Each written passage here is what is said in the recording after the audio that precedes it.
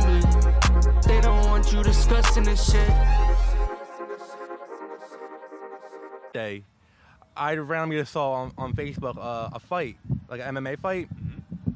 So okay, I kind of liked it because like before I like wrestling, like professional wrestling.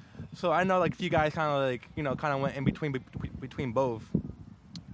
So I just started watching it kind of a little more regularly, so I got into it. So I followed a few like pages, but for Muay Thai, for judo, for boxing, wrestling, this, that, and the third. And then I stumbled upon this one guy, and he's blind, and he is a brown belt in judo, and that's like, all right, if he's blind and he is a brown belt, and he can do it, why can't I? So that's really how I started about it. And I was originally looking for judo, but I found ed school because on Google it was like kind of like BJJ and judo. So after that, I started going. Ooh, what do you think of BJJ so far? Oh, I love it. It helps me a lot with like depression and anxiety. It helps me so much. I bet. Well, in what ways does it help you? Because I imagine the community, just working out, literally being around people. That's like the friendliest groups of people I ever met in a BJJ I love school. it there. I love it there. Everyone feels like family. I have nothing to say about anyone there. All really good guys. The community is really well. Like I know there's always a bad apple in the bunch. But from what I've seen, they get picked out pretty easily. In a school where you whip each other's ass every day, an asshole gets weeded out pretty quick. Yeah. Everyone just goes ham on that guy. It's the best part. Well, what belt are you? How long ago did you start? I started because I took a picture because I showed like my mom and sisters. So I started on March 2nd. I remember that clearly because after the first class, I really liked it. I liked it a lot. It just, cause I felt so good afterwards. I felt everything that like, my depression and anxiety like brings me. I didn't feel it. Really? Yeah, I didn't. Like I had like a bad history with like depression, but after that, like, I loved it. I show up every week. I love it there. I know there's sometimes where I can't make it because of my son. Not saying like he's like holding me back or anything, but that's my boy. But I always try to come to class. Oh, how old's your son? My son's 2. He'll be 3 in August. Oh, very cool, man. What's it like having a kid? Scary. It's pretty scary because I don't know what I'm doing, really. In all honesty, I don't know what I'm doing. But that's my boy. There's nothing I wouldn't do for him. A lot of just, I guess, figuring out as you go along? Basically, just figuring out as long as I go along. And I have people helping me. Like I have my mom, I have my sisters, my grandma, my girlfriend. There's always someone there to help me, and like and I need it too, because I wouldn't make it this far. I can be the world's biggest. Am I allowed to cuss on this? Yeah, fuck yeah. I can be the world's biggest piece of shit as long as I'm a good dad to my son. That's all I ever want to be. Man, there's something so. How do I even say? It just makes everything seem less important. That's what I hear when you have a kid. Or maybe that's not the right way. It becomes so obviously like that's the most important thing in your life when you have a kid. Yeah. That as long as I can take care of that, life is worthwhile. Life is good. It's definitely worthwhile, like, especially with like my depression, because like I'm kind of like, I don't want to like air my laundry out, but like, I'm kind of like a hard person on myself. So I can do this something right away. I don't think, but in here I don't think I did it right. And that's where kind of like the jiu-jitsu comes along and like it helps weed it out. Cause like I'm only a white belt, but I could be 90. I'm still gonna do it. I'm still gonna do jiu-jitsu no matter what. How does it help? Like what specific ways? If I'm having a bad day, when I get there, I don't think about it because I have someone who's trying to choke me out to worry about. Gotta be fully focused on that and do the feeling afterwards. It's like a breath of fresh air. It's like I can't say more good things about it because I love this so much. I'm only a white belt, but I know one day I'm gonna be a black belt. It can take. Fuck yeah! Professor Ed said it takes me 10, but if it takes me 20, it takes me 20. I know one day I am gonna get it. The commitment is that real. Oh yeah. After I started, I remember clearly March 2nd is when I started. I have a picture on my phone holding my belt because I'm in a group chat with my sisters and mom, and they were just like so happy for me to see like what it does for me. They see like I'm a part of something, like it's just helping me. They see like I'm not like depressed. I'm not like anxious all the time. I'm not like so hard on myself. Man, it's crazy that it could be something so simple as maybe a combination of exercise, doing something real difficult, being around people you're close with, and next thing you know, you don't need pills or medicine and that jazz. You take that, and that's kind of like your medicine. Basically, best way to put it. That is the best way to put it. Because I've been there, done that. I felt like a zombie. But this is like the best thing I've ever. If I would have known about this when I was like 16, 17, my life would be a lot different. How old are you now? I'm 23. I'll be 24 in August. Gotcha. Ooh, give me one. Boom, boom. Okay, cool. Just wanted to make sure that I was picking stuff up. But yeah. Oh, so you're gonna be said 23 in August? Yes, sir. Oh, fuck yeah. I'm gonna be 24 in October. 24 in October. So we're pretty much peers. Right there. 6th. 6th. I'm August 9th. Gotcha. And my son's August 23rd, so we're 2 weeks apart from each other. Oh, that's gonna be great when he grows up and you can start having like when he's an adult and you can have a combined birthday party at the same time. I have some friends who are right around the same birthday date, and we'll often just throw the same party for both of us, and we can have a super banger then. With all the guys. Fuck yeah. Man, what a fucking beautiful day. What a beautiful day. Not too hot. Right here in the shade, it's pretty good. What are some of your favorite things to do? My favorite things to do? I'll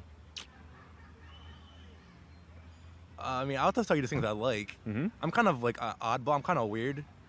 I like Star Wars. I like Pokemon. I know it's like a kid's game, but I still play it. What, like DS version or DS, Game Boy? I had all of that. I still play it to this day. I have a Nintendo Switch now. I like wrestling, like martial arts. I like basketball too. Dude, okay, so you mean like WWE pro wrestling? What's the appeal? Because I never really watched it. What's the appeal to pro wrestling? A lot of people say it's fake. It's not fake. It's just predetermined. Because there's guys going around this world, and they have to be on par. Because one wrong move, you can hurt someone. Yeah, they are incredible acrobatics. Yeah, it's not intentional. Or martial arts, the goal is to hurt someone. Like Brock Lesnar, he went between both, and look at this guy. Yeah, I wouldn't mess with Brock Lesnar. Fuck no. Man's like a walking rhinoceros. Oh yeah. But hell yeah, man, the crazy workouts those guys are able to do, the flexibility, and being so heavy and being so agile. And you have to know, like, I can't put too much pressure here or this could really hurt him. Because people have gone, like, they're, okay, I'm about to win, the big championship. One wrong move, and it's all gone out the window. Like I wonder which is more dangerous. I wouldn't be surprised if more people get hurt doing WWE than get hurt in UFC. You know who Chris Benoit is, right? So Chris Benoit came from a different era of wrestling where they took would you mind putting the mic a little closer? Okay. He came from a different era of wrestling where, like, you protect it at all costs. You don't like, if someone says it's fake, you go up and fight them. Yeah, you go up and fight them. And he had a finisher move called the diving headbutt. And he would, self-explanatory, a diving headbutt. And people would move or, like, put their leg up or this, that, and the third. So much of that happened to him. He had brain damage. He had CTE. And when the doctors looked at his brain... Is that the thing the football players have? Yeah, CTE. He had the brain of like a 80-year-old grandpa. Damn, and how old was he? 40, Ooh. late 30s, early 40s. That greatness comes at a cost, man. Yeah. He was renowned as like one of the best technical wrestlers of his time with an amateur wrestling background. I believe like college and in high school. So he was a legit wrestler, not just in the professional world. Yeah. In the world outside of theatrics. Because wrestling's that's a hardcore sport. Like amateur wrestling, yeah, because the guys, my like neighborhood friends, they were all wrestlers. So we would like mess around, and they would take me down real quick. I couldn't, I'm just sitting there. So damn, dude. The workouts, I did wrestling for a very little bit in high school, middle school, can't remember which. And those were some of the most brutal workouts I've ever done. We're like, huffing and puffing. Yeah, tastes like there's copper in the back of your throat. Every movement feels like painful. Yeah, and then you see that gets translated into MMA in an insane way. Have you ever thought about doing MMA, the combination? Nah. I'm already ugly enough as it is. I don't want someone to punch me. Fair enough. Having your nose twisted sideways with a cauliflower ear, not the sexiest facial features out there. For the ladies. Yeah. What would be an interesting question to ask you about your life? You know what? Before then, here's a fun one I haven't talked about in a while. What did you think of Trump? I'm not really a big politics guy. I really can't tell you the first thing about politics. Mm-hmm. I know he's Republican, and that's kind of the only thing I could really like tell you about him. It's been a very background part of your life. Yeah, I really can't tell you the first thing about it. I know like a few things about him personally. I know he's like, he has like hotels. He had a bunch of things that failed though. I know he had like a school, like a college, airlines. So I know he had failures, but he's still like rich where like, he can like bounce back from that. Mm-hmm. Besides that, I don't know too much about him.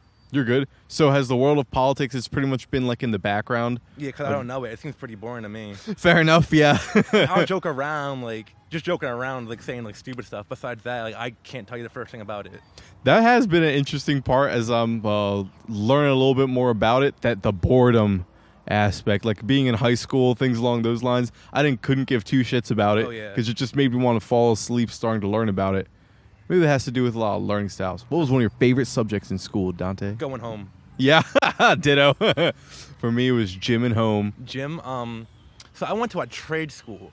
Mm-hmm. So we spent maybe like an hour and some change for 3 periods for not Pacific trade. So mine was landscaping and floral design. Mm-hmm.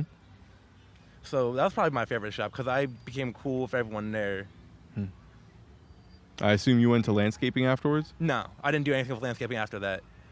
My original, I wanted to either do culinary or video production. But I know those are like really 2 popular shops. So they go by like pretty quick. So I was pretty shy. I'm pretty shy. So I didn't say anything to change it. So I just stuck there for the whole 4 years. Gotcha. But I know a few things. I know we had a flower show with like competing against other schools at the Deptford Mall. So I know every year I won like best in my category, and one year, I think my sophomore year, I won like best in show, like the top prize. Mm-hmm. You said for flower shows? Yeah, for flower shows. So would you make an arrangement? Yeah, so like they'll give you like a category, like baby boy, like someone's come out the hospital, someone just had a girl, funeral, this, that, and the third. So you get a topic, and like that's like what you have to make. Oh, that sounds really cool. Yeah, you try to be creative with it. I know one person like made minions. Someone made a bunch of all different stuff. The minion one's the first one that came to my head. Now, when you say it's like for a baby boy or someone coming out of the hospital, will it actually go to someone? Oh no, or is that just the design? Just the design. That's the for? feel for it. Got you. That's got to be pretty cool when you see it in a mall, you said? Yeah, in the mall. So you can actually get in touch with the real world. It's not like a project you just have at a school show where only the parents will come to see it. Yeah, to see like their kid, like see what they did. Yeah, you can actually go put it out into the world to see. Yeah. How old were you? Wait, so, they paid you for that too? No, it's just for fun. So I started high school 2012, because that's when I graduated middle school.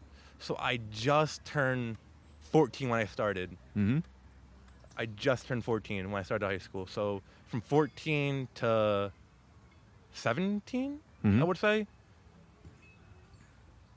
Yeah, 14 to 17, it was my high school years. So from all 4 years, I did that. Why'd you end up shifting to trade school?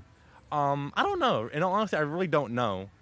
I know, like, regular school kind of bores me. I'm not really good with math. I'm not really good with, like, science.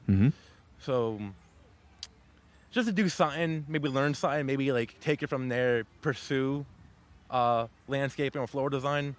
Actually, in the front of Professor Ed's school is a flower shop, ironically. So I remember one time I popped in there, like it brought back a lot of memories. I remember like doing this, doing that, and the only time I did anything with landscaping or like any floral design is when I was with my son's mom. She got married, and I made a bouquet. Besides that, that's the only thing I did with landscaping out of high school. Cool, man. That sounds like a fun skill set to have. Making bouquets and different flower arrangements. Yeah, and there's like a whole bunch of tools, So you sound pretty artistic, like you like creating things or building things. Things I can do. I get frustrated pretty easily. So I know I can do something really well. I can do it to the fullest of my extent and passionate about it. I can do that. What are some things you've been especially passionate about in your life? Besides my son, nothing really. In all honesty, I'm not really big in like the football. I think football's kind of boring. I like basketball, but I don't follow it too. I know what's going on, but I'm not like watching every Ooh, game. I'm curious. What was your life like before your son? Um, Like, how much did it change your life? basically how. So I smoke a lot of weed. I love weed. Mhm. I don't drink. I'm not like I never touch alcohol, and I never will. I'm not a drinker, but smoke weed. Some ganja? Oh yeah, Mary Jane, I'm familiar with the Mary Jane. first love. Yes. So back in the day, my first job, I would spend probably like, I think the most I ever spent on weed was like 400 something and a $20 Chinese food platter. And then I would be broke for the rest of the week. Wait, was that 400 on weed in one sitting? Yeah. Were you the kind of, because I had a phase where it's like we're blowing down an O in like one session for no good reason. We're like half asleep through it. We're not getting any higher, but it's like we just we're having feels fun. cool. Yeah. I mean, I have a schedule. So I do how well, we're talking before my son. So I would just do it a few times a day and still be good until next time I got paid. I'll be hungry, but I was high. That kind of makes the hunger more of a background noise. Yeah. Do you have hardcore munchies? Back then, yeah. Yeah. Oh, yeah. Especially because like, I didn't pay for the food. I was living with my mom and dad. And, oh, yeah, I would. Well, especially while you're a teenager growing. How'd you yeah. get introduced to weed? So before, I thought I was never going to do it. I thought I'm never going to drink. The DARE program. Yeah, I was going to be like straight Yeah. edge. You're never going to see me with this stuff. Ditto. But then I knew I was never going to drink. I knew that because on my dad's side of the family, they have a bad problem with alcohol. So I saw a lot of bad things I never wanted to see. So that's one thing I knew I was never going to do. Mm-hmm. But smoking, I didn't realize, oh yeah, I'm not going to do it. But I tried it. The first time I got high was off an edible. And you ever Oh no. Yeah, you ever see the memes like, I took 2, I don't feel nothing. I took 2 more, I don't feel nothing. So after that, then it hit me, I'm like, oh shit. I remember I was painting my room. I don't know why I was painting it, but in the middle, I went to use the bathroom, and I saw myself in the mirror, and I started laughing, just laughing myself in the mirror. Were you ever able to escape, or were you just kind of trapped in the mirror trap? I escaped. I made it to my room somehow. I mean, I was not too far of a walk, but I made it to my room. Don't know how I got there, but I know I got there. Have you tried any other drugs, or is No. Mary Jane no psychedelic? Because I feel like psychedelics and weed go pretty hand in hand. I'm just scared if I'm gonna do it in front of people and I do something to embarrass myself. And like, okay, we can't bring this guy. Oh, dude, the level of highness that I used to get is incredibly different from the level of high I get now. Back in the day, it almost felt like a psychedelic. It was ridiculous. Oh, yeah. You're just tripping, just like having a good time. Now, especially with like having bills, having my son, I'm like, okay, I can only get this amount of much. So I know I have to make it stretch. So it kind of makes the high a little better because I worked for this. That was nice, dude. When you actually get to work for something and it's not always there at easy access, you can take advantage of it. It's kind of like food, I guess. That's basically how I took it when I was like living with my mom and dad, 17 or however I was, taking it for granted left and right. Just spent all my money on weed. No, I didn't buy clothes. It was just weed. I remember. Here's money for for food at school. Oh, sure, yeah. Actually, I didn't do it until after I graduated. Really? Yeah, so I was usually the youngest in my class because I have a summer birthday. So everyone's usually a little older than me. So I didn't really do it till like right after I graduated high school. Okay, how old were you then? When I graduated, I was 17. Okay, and then you went to Voki after? No, Voki was high school. Got you. I gotta keep reminding myself. Have you ever thought of going to college or something like that? I would actually work at a college. I'm the mailman for Rutgers. Oh, fuck yeah. Do you get to see a lot of... What do you see there? Do you see a bunch of college shenanigans? I mean, the only thing I've ever really seen like that, not really shenanigans, but you saw like Step Up and like kind of those dance movies. I think when I first started, I saw it was like one fraternity. They were doing like... oh, and whatever like their fraternity was, they were just screaming it. Besides that, it's not bad. I like my job a lot. And to say that I actually like my job is like I love that. Fuck yeah, that's a beautiful thing, man. A lot of people they kind of wake up like dreading go to work. Like just making your days off like count. But no, I like what I do. I feel important because like it's just me and one other guy. So we like split the college in half. He goes here, I go there. You know, I'm reliable for like giving like certain departments their mail, and sometimes it can be something really important. Because like I know like cause college professors, they take their job really seriously. So and I give students their mail. I give them like their personal packages, like so I feel important. So that's one reason why I like my job. You can literally see exactly how your work is paying off.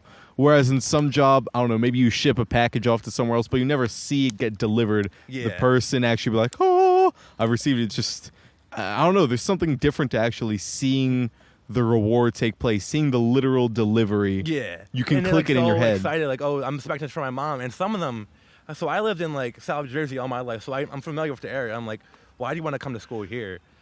Not in like a bad way. I just always lived in Jersey. Like, why do you want to come to school in New Jersey? But there's like African students. There's students from like Asia. I'm like from California. I'm like, you came here. And so I feel like really like important. So okay, I'm expecting this from my mom, you know, and my family's all the way in Africa, or my family's all the way from China or whatever. So and I give to them personally sometimes, and like I just see the excitement on their face. Dude, I love hearing that. At least in my experience, I haven't seen enough reverence given to the backbone jobs of America, right? Like a lot of people will look at the, I don't know, being a president or some grand highfalutin job like that, and that's the thing to shoot for. But then what about the people that fix the roads? What about the people that make the electricity run? What about the people that deliver the mail? Like the backbone jobs of America. And I'm really happy to hear that you find that deeply. Yeah, I like it.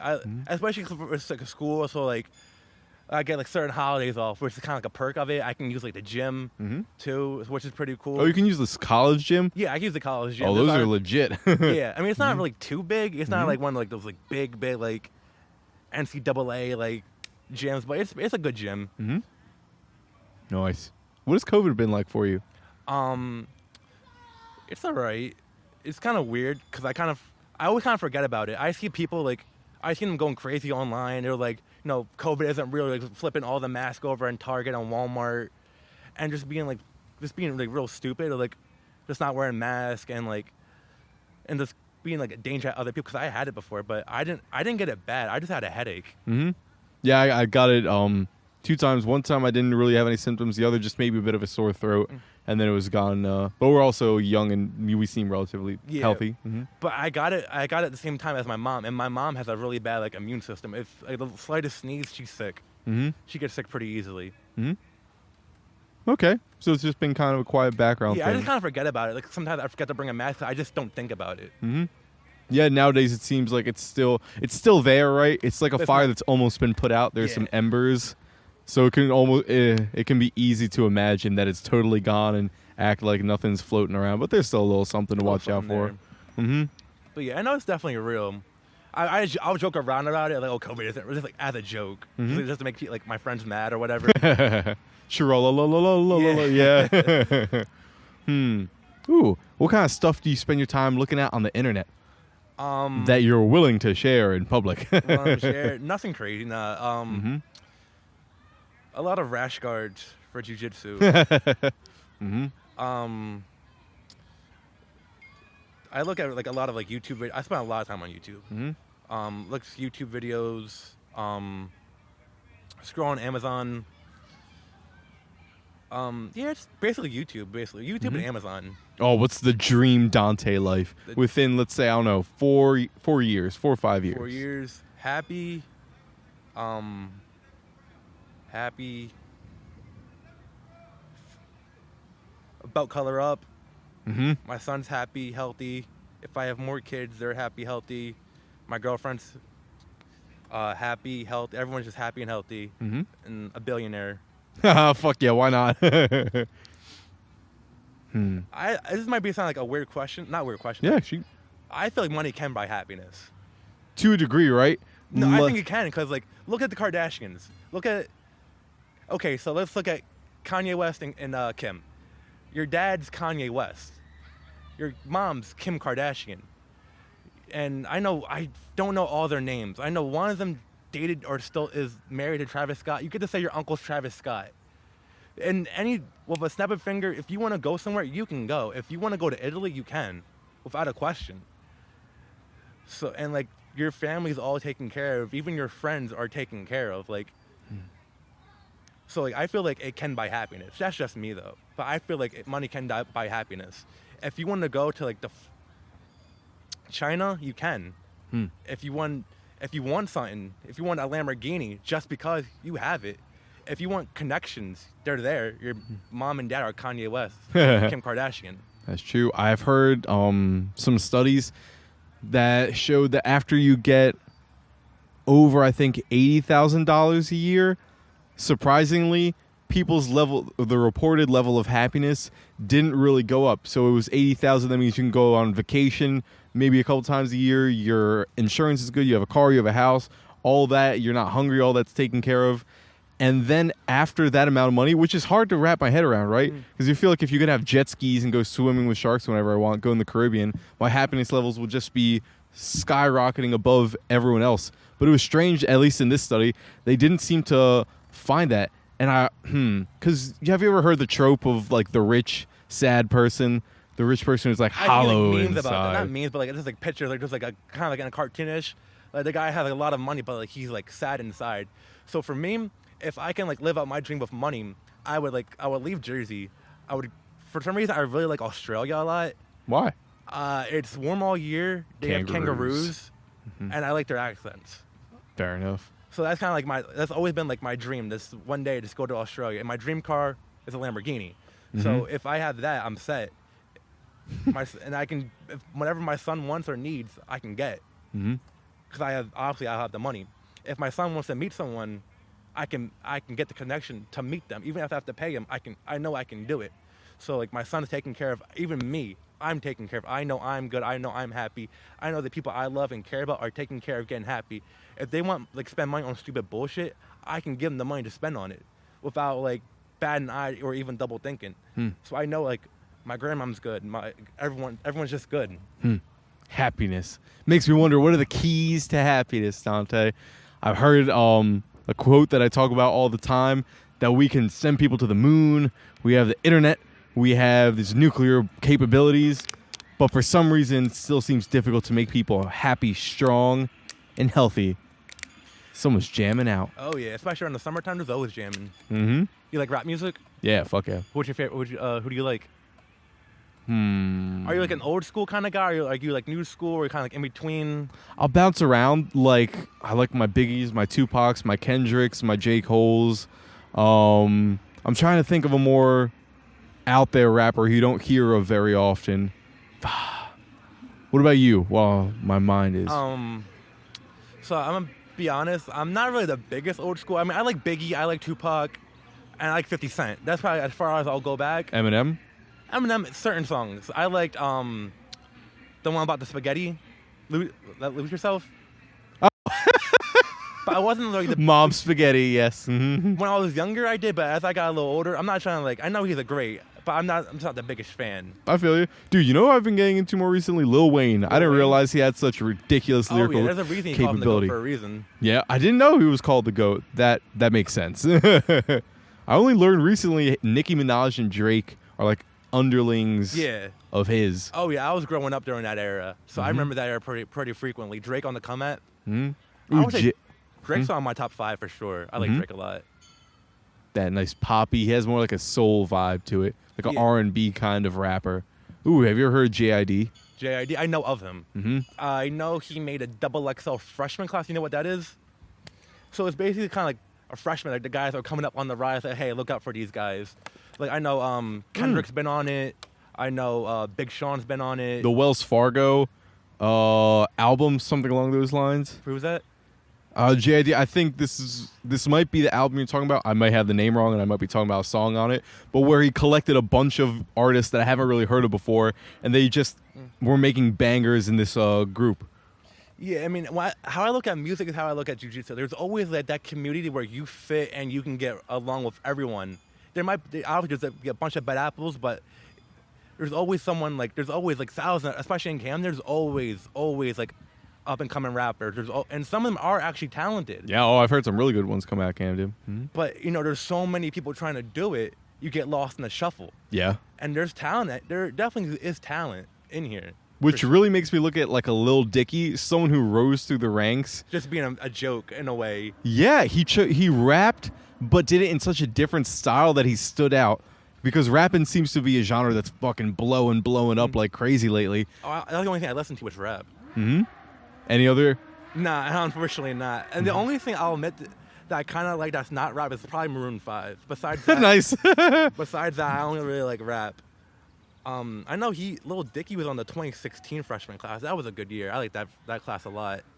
Okay. I totally misunderstood, probably because I interrupted you before you finished. What a freshman class is. So, okay, continue elaborating. So, like, 2016, you know who Kodak Black, Boogie. Mm-hmm. So, no, I think he was in the following year. So, it was like Kodak, it was Little Yachty, Little Uzi. Mm-hmm. They were all in that class. So, like, up-and-coming guys. That was basically their year. Mm-hmm. 2016 was their year, basically. What do you think of Cardi? Cardi? She's talented, but when she's not rapping about her cooch or Offset, Mm-hmm. I mean, she is good. Personally, for me, I think she has a few songs, but I just don't like when she's like, cooch this or cooch that, Offset this, Offset that. Personally, I don't think he's the best Migo. I think Quavo is, but, you know, that's kind of debatable. But definitely for, like, women, I think she did a good thing for them because I feel like with her and Nicki, definitely like pioneered for women to get out there more. Mm-hmm. Now you see like Megan Thee Stallion, Doja Cat's kind of tipping her toes into rap. Doja Cat. Me too. Mm-hmm. I'm not a big Megan guy, but I like Doja. I hear her all the time. I like her. And the funny thing is, there's beef, I think, between Cardi and Nicki. Ooh. So I feel like the people that work best together clash heads and have a little bit of beef. Yeah, because they made a pretty fucking sick song. I think some of the Migos. Yeah. And that was a solid, fun song. They worked great together, but there was beef. So I looked at it kind of weird like that. A little bit of tension needed to make some fire. Yeah. A little bit of sparks going. What would be? I heard. You ever hear of Queen? Like the band, the rock band. Yeah. Mm-hmm. I heard the bandmates were often butting heads and like disagreeing with one another. The only one I know is Freddie Mercury. Besides, funny thing about that, So I grew up in Pennsauken. So from middle school, from elementary to, we had like something called intermediate. It was kind of like the bridge between going to middle school and kind of like elementary a little bit. So that was 5th and 6th. Then middle school, I went to school with this guy named Buddy, and he was a Michael Jackson impersonator. So he went. And I know at the talent show, he would always do like Michael Jackson. He did this thing where like he like grabbed his crotch and like throw his fedora out. And I know he does Freddie Mercury too. And I know he gets booked. I think he did it at. I saw a picture where he did it at Maverick. Dude, what's Maverick? Is that a club nearby? Maverick BJJ Ed School. Oh, okay, cool. I mean, personally, I thought it was a little weird because I'm not really a Michael Jackson fan. I don't think. Sorry to say, but I don't think his music's really good. I like Dirty Diana, but I kind of think that's kind of just it. That's not often the one you hear. I actually only heard that song a few years ago. Dirty Diana? Yeah. It's fucking good. It's one of those more like rock heavy. It's like an intensity to it. It has almost not a Rolling Stone vibe, like a rock and roll vibe. Yeah, I mean, I know who people are, but I just don't know their music. I know Queen. I know who Freddie Mercury is. I know the one song about like killing the guy, trying to get away with it. Bohemian Rhapsody. Yeah, I heard of it, but I never knew the name. And my girl was watching Glee. I'm like, what the hell is this? Like, who's like, is that like original song or like they're like a cover or something? I'm like, turn it off. How dare you? And they say like, how do you say that's like one of the best songs? I'm like, how? That's fucking hilarious that you say that because there are a lot of people who. I've literally heard of friends walking down the hallway with headphones on, and a principal will be like, "Oh, take your headphones out," and they'll like grab the headphone out of the kid's ear. But for whatever reason, he listened to it for a second and heard he was listening to Bohemian Rhapsody. He's like, "Here you go. You can keep listening to these." Yeah. So some people, I'm personally a diehard. I love that song. Or Queen in general. That song specifically, when it comes to like diehard devotion, that song being great. And I've only heard a few people, I think Dave Chappelle too, who says they just fucking stop playing that goddamn song. It's an undanceable song, which is fair enough. It's kind of cool, like the story, but like besides that, like, I'm not gonna listen to that. Fair enough. Fair enough. Some good fucking rappers. I'll give you my top 5. Mm-hmm. So I would say Young Thug, free Young Thug. Is he in prison right now? Unfortunately, the GOAT. Mm-hmm. What's he in prison for? Rico. I mean, again, with like law and stuff, I'm not really understanding, but I know it's like a big thing. I know Takashi 6ix9ine got hit with racketeering. What's racketeering? I've heard about that. But from what I understand, it's a crime to make someone in a gang. I know the mob back in the day got hit with it a lot, for someone to crack and bring the rest of them down. That's kind of how I kind of took at it. And with his case, he took a bunch of Bloods down. Oh. Yeah, he used them basically for his image, and look where he's at now. Cause I'm not gonna lie, back when he was like gangbanging, I thought he was kind of good. I kind of liked him, but after like he came out and like, okay, I'm not really about this life. Just kind of for the show. Yeah, and like his music now is kind of like poop. Like the only song I look after him, I went like out of my way to look at, is he did a remix to Lock Up with Akon. Besides that, I'm not looking for Takashi 6ix9ine music. And he's so like disrespectful, because there was a rapper named King Von that we actually had the same birthday, and like he passed away. And ever since he passed, he like started dissing him and like rest in piss and all of that. And like you didn't say anything to this man's face when he was alive, but once he passed, you're gonna say something. I wonder if that's a new thing. I That feel like Conor that is. McGregor. I love Conor McGregor. He's on top 5 of my MMA fighters for sure. The level of disrespect that he would give his opponents, maybe just for the show. I imagine it's essentially all for the show to build up hype, because people love that sort of war where these two sides hate each other. It's not just respectful combat between two. Shake the hand afterwards. No, they're like, I'm spitting at you while. Oh yeah, there was this one fight with Jose Aldo, and he knocked him out in 13 seconds in Brazil in front of like his people. Ooh. So from what I take it, in Brazil, they take like mixed martial arts pretty seriously. I mean, I could be wrong, but from what I've heard the same. They take it like really seriously. And he played the mind game so well. He got in Jose's head, and the first 13 seconds of the fight knocked him out, took the belt. Damn, I feel like you gotta watch your step leaving the arena after that. Like, is it worth the literal threats people will make on your life?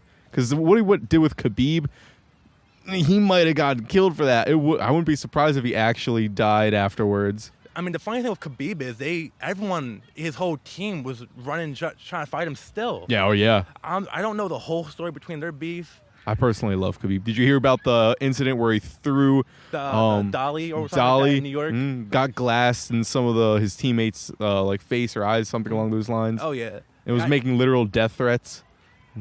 Yeah, I even watched a press conference too, and I know someone said, a reporter, like and they're pretty familiar with the reporter because it's the same guys.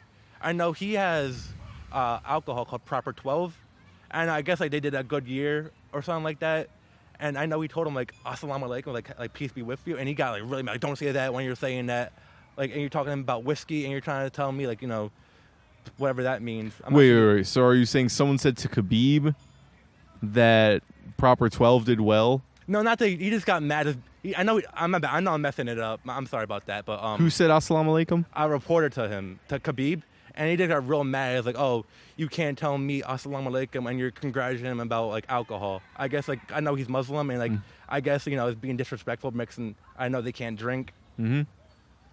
So are you saying he said "Assalamu alaikum" because the whiskey did well, or just because he talked about them close together? Just talk close together. And back to the Brazil thing. I'm sorry about that. Do you know who Chael Sonnen is? I know he made fun of Brazil a lot, and with Anderson Silva, he was like just talking a lot of crap about Brazil. And with Wanderlei Silva is actually my favorite fighter of all time. Oh, really? Yeah. Why? It's just his style. Prime Wanderlei, when he was in Pride, just a killer, dude. Dude, Pride, I love the fact that you could like do stomps on the just soccer kicks. That definitely helped to his advantage, I feel like. Then when he got to the UFC, he you know who Rampage Jackson is, right? In Pride, I know Wanderlei knocked him out, and then in the UFC, he returned the favor. He knocked Wanderlei out. But I feel like Pride Wanderlei was such a beast. with the kicks, the stomps, and with no regard, just letting it loose. Mm-hmm. And he was the longest champ, I think, at middleweight in Pride. I mean, I could be wrong, but I feel like he was. And he lost only like a handful of fights. Ooh, have you ever heard of Rickson Gracie? I heard of Rickson. I know Dude, of him. I would highly recommend watching some of his fights. If you want to see some of the best fighting that I've ever seen, his understanding of the body is ridiculous. There was a time where a world-class level wrestler got him in a double leg and lifted him up over the shoulders to do a slam. And as he lifted him up, he kicked his legs up, like rotated around. So the guy's lifted him. He kicks his legs up, rotates, and ends up landing with the guy in a headlock. Like his just understanding of the body. Sorry, I had to geek out for a second. Mm-hmm. Definitely. That's one thing I'm always trying to learn more about is like MMA. I know a few things, but I don't know everything. So that's one thing I'm always trying to better myself, is trying to understand the sport more. The way people like about football and basketball, just like kind of in a dark horse kind of way, but just understanding it. And just like, I know a few guys, but I don't know all of them. I don't know like, the legends. I know a few, but I don't know everyone. Dude, isn't watching a UFC fight so much more entertaining when you know some jiu-jitsu? Yeah. I'm like, oh, he could have passed the guard real easy if he would have done this. If he got a guy in side control if he would have did this. When beforehand, when you don't know what's going on with grappling, why are they just hugging each other all the time? Yeah, that's why I saw. So slow, so boring. When I was back in the day, I used to watch boxing with my cousins. I saw them like hug each other. I'm like, why is he hugging? Like, why are they hugging? And there was like 2 minutes left in the fight. Mm-hmm. And then I explained to me like, oh, I'm kind of like, okay, I guess. So he doesn't get knocked the fuck out. That's one reason. Again, punched in the face and getting knocked out, because I don't know. I don't want to live with getting knocked out. You say you don't want to live with it? Yeah. Like look yourself in the mirror like, you That really bitch. happened to me. Mm-hmm. Never happened to me either, but I still like to dance around in MMA. There's something about the dance of striking I really enjoy. I did boxing when I was like in 8th grade. That's only because I got jumped. Damn. I'm not even I'm gonna let all the confrontations I've ever been in is like bullshit. So in like 5th grade, and this is a true story too. I'm not even like making this up. But like I walked past the anger management class to go to the bathroom. So I guess someone must have seen me. And then I'm doing my thing at the urinal, I'm peeing. And so this one kid comes out to me as I'm peeing, says, "Give me your lunch money." I'm like, "What?" Like, "Give me your lunch money." I'm like, I brought my lunch. He's like, "Oh, I bring my lunch." He's like, "You're lying. Give me your lunch money." So, and I'm still peeing at this point too. So he steps back and he jumps on my back, and I'm still peeing. So like, I'm like, he's basically having like a rear naked choke in a way, kind of. He has his legs locked, arm wrapped around me, trying to choke me. I'm exposed, getting pee on the floor now, and like after he checked me, I didn't have it. He slapped the shit on my back and just left me. I'm like, okay, I guess. That's a hell of a way to go to bed. Yeah, and then I got jumped. Are you familiar with the Cherry Hill Mall? Yes. So you know how there's like that bridge to go from the mall to the movies? So right there where I got off in the Fridays is right there. Well, I had to backtrack a little bit. So me and one other person, we were going to... Hold on. I still got... We were walking. Turns out I was holding in some chuckles for the idea of someone jumping on your back while you're pissing. That's just such a goofy, like, you would never imagine that being real. That's the anger management class for you in Pennsauken. Mm-hmm. So at the mall, we were walking. We were going to talk about, what movie we were going to see. We just left the mall, and there's this one kid who's short, too. I'm kind of tall. So he looks back, and he, like, purposely bumps into me, like, "You got a problem?" I'm like, I thought it was a joke, like, haha, no. Walks up a little more. "You got a problem?" Like, he just bumps into me on purpose, saying, "You have a problem?" I kept on saying no. As soon as we got off, he did it again. And then one of his boys snuck me. I'm like, oh, shit, I just got punched in the face. Ooh. And then they kind of just, like, stomped me out and called me a pussy. And okay, huh? So to start this out, essentially you were just walking, chilling, not doing anything. And this guy bumped into you, just kind of, I guess you just wanted to fight? I guess, or like, maybe like an initiation to something, because it was a bunch of them. And there was this one big boy, they all had Timbs and polo boots on. Ooh. That wasn't a fun night for me. It does not sound like a fun night. No. Not at all. Mm-hmm. I was the talk of the 8th grade that next day. 8th grade, what? Yeah, everyone knew. Everyone knew. Because I remember the mall was just like flooded with like middle schoolers. Mm-hmm. So the whole 8th grade knew. That is it. Even the teachers. What was the treatment like when you go there? Like when you go to school after being jumped, or just everyone asking you questions? Yeah, everyone's asking like, what happened? Like, what happened? Why did this happen? And some people are like, why you let him jump you? 6 of them. Like, I don't know if you've been jumped before. Bro, you don't know if I got jumped. I would have been, I would have knocked Meech out. One punch, I just see red, bodies hit the floor. Like, okay. I don't know. I used to have this ridiculous idea of what it was to fight before I actually had 2 seconds of training in fighting. You're watching the ant crawl around the mic. Mm-hmm. Yeah. One of the great perks of doing podcasts outside, you get to interact with the good old Mother Nature. Mother Nature. Mm-hmm. But yeah, man, I used to have this stupid ass idea of, oh yeah, okay, you get into a fight, man, you just knock them out. Like all of the fantasies I would have in my head of fighting were always me kicking someone's ass. You never like to imagine the fantasy of you getting your ass kicked. Oh yeah, it's a two-way street. Mm-hmm. Personally, I'm not like a big. I like watching people fight as long as it's not me. Mm-hmm. As long as it's not me, I don't care. Fight all you want, I'm gonna watch. But as long as it's not me. Would you want to go back and look at gladiator battles back in the day? Oh yeah, for sure. Because those are like, there's no rules to that. Whoever dies. It's basically That's so wild to think. The people that were there at that time, that's basically the way of life. Yeah. If you die, you die. Like you did your job on the battlefield. Hmm. And just the people that were watching it. You're coming in, you're just getting some free bread. You just get to take a little break from your days of, I don't know, farming or at the market. Watch people fight to the death. Jesus Christ. That's a hell of a tiger. Oh my God. Dude, I heard they would even flood the Coliseum sometimes and have ship battles. Shit. Like, how the fuck? Doesn't sound too crazy. I'll trust you with a lot of that, considering I'm half deaf at the moment. I think playing horseshoes. Okay. Right? well. Sometimes doesn't that sound surprisingly close together? Yeah. Yeah. You gotta look for a second. Is someone getting fucked up? Or no, they're just playing horseshoes. All right. Goofing around. All right. I'm gonna ask you a ridiculous, kind of deep question for a second. You ready? Mm-hmm. Okay. What is one of the darkest points in your life, but also a good thing that came from it? A good thing that came from it? Ooh, I need to think about that. I wasn't prepared for that. Darkest point in my life. Not even necessarily. It doesn't have to be the top number one dark thing if you don't want to talk, but just something really dark where a good thing came out of it. I don't know, in all honesty. I can't. I'm trying to think of one. I can't think of any. Mm-hmm. I know there probably is. Probably when I leave, I was like, oh, I should have said that. That was the answer to that. You're good. If it pops in your head at some point, then maybe I'll switch it up. A mistake you made that maybe you learned from, that there was an important lesson in it, a regret you had, and some reason why. So if like a thing you learned, if I do that, I'm gonna end up having these big regrets. I gotta change my ways. There's definitely regrets because I do a lot of stupid shit. I say a lot of stupid shit all the time. A lot of the time I say something really stupid. So I'm always trying to like catch myself and like that. Because I know it's stupid. I just don't think.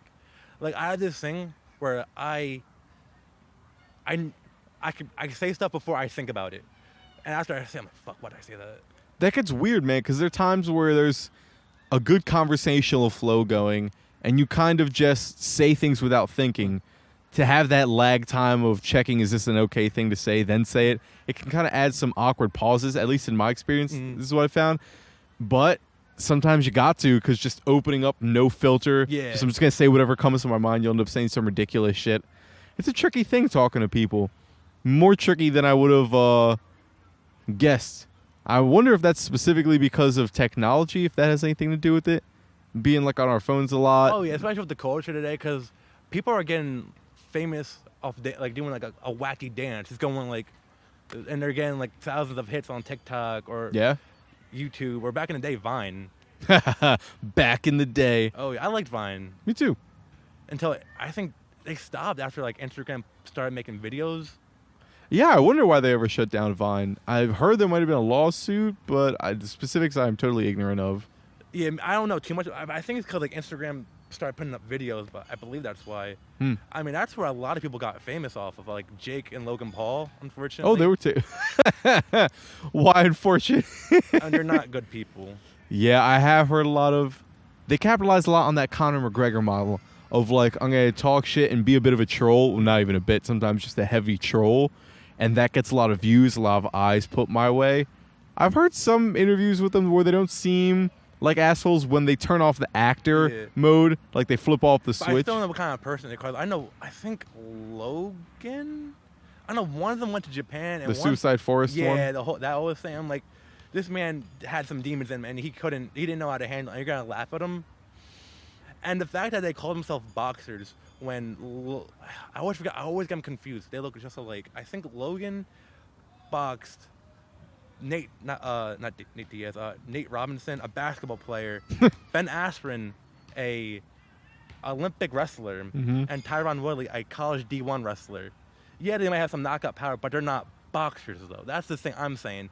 They never, if that's Logan, he never went against a real boxer. That's true. And they've made so much money from that. It's fucking wild. Millions and millions from a single fight. Why do you say unfortunate? I feel like they might do. I mean, I don't see a lot good that they do. I see them as like one of those like flashy kind of like dickheads, like oh, I got this, like, you know, check out my swag, you know, this is cool, kind of like that type of thing. That's what I kind of see them as. I mean, I might be wrong, but they just don't look like the best of people. I don't feel like they do really a whole lot besides talk shit and pretend to be boxers. I wonder if they'll ever. I heard the older brother, I think Logan, there was some talk about him fighting Tyson, but Tyson just refused. For at least I'm going off of a lot of headings I saw. Oh, a lightning bug. A lot of headings I saw on the internet, but Tyson just refused because he's like, oh, it wouldn't be fair. I would just annihilate him. I feel like they take dives. I feel like a lot of the guys take dives. Because I feel like Tyron, in the second fight, I think it was the first fight. He gave him a Rolex. I don't know. Personally, and he gets knocked out. Or was that the second fight? I'm getting them confused now. But I don't even know. They fought multiple times. Yeah, I think Logan. Ooh, but Logan Paul fought Mayweather. I mean, granted, he's a good bit heavier than him, but he did fight a real boxer. He got his ass whooped, but... Yeah, there was one point where he got him with a left, and like he kind of like stumbled back against the ropes. And I feel like there was a look that I gave him, like, hey, you know, kind of relax. You know, I'm kind of paying you here. Yeah, it does make you question, do they have that Muhammad Ali, I'm willing to fucking die for this mentality? Or Mike Tyson. Mike Tyson was a scary guy. If I had to pick guys I want to pick to a fight with me, prime Mike Tyson is definitely one of them. Wait, who said to fight with you, like on your side? Yeah, if for some reason I know Mike Tyson and like I need a backup for a fight and I can get specifically like him in his prime, I'm definitely taking that. Dude, Tyson has a weird spirit about him where I'm not so sure, I could be wrong and maybe even probably are wrong about this, but it seems like he could whoop a lot of high skill professional UFC fighters' asses, for sure. Even though they have a ridiculous ground game that he has little to no experience compared to them in, but he has this fucking spirit of like, I want to fuck it. In one of his quotes, he says like, I want to eat your heart, I want to kill your like children, I want to like just complete slaughter and mayhem and be a god of war. Like he has that warrior in him. Yeah. Oh yeah, for sure. Mike Tyson's like just a scary guy. Scary guy. I know he bit Evander Holyfield's ear off. I watched a podcast with Steve-O from Jackass.